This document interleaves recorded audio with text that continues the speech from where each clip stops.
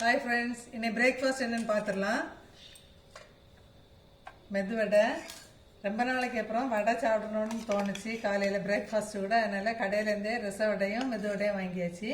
ஆனால் ரச வடை ஃபஸ்ட்டே எல்லோரும் சாப்பிட்டுட்டு நமக்கு இப்போ கடைசியில் ரசம் இல்லை, வடை மட்டும்தான் இருக்குது. இது இட்லி பொடி வந்து பூடு வந்து இதை போல் தட்டி சேர்த்து எண்ணெய் சேர்த்து குழச்சி எடுத்துருக்கேன். இது ரொம்ப டேஸ்ட்டாக இருக்குது. இதே மெத்தடில் ட்ரை பண்ணி பாருங்கள்.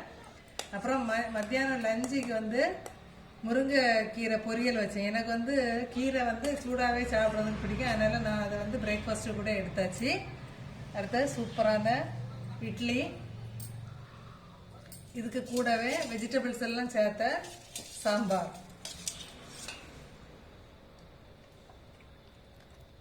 இதுதான் இன்னைக்கு நம்மளோட பிரேக்ஃபாஸ்ட்டு.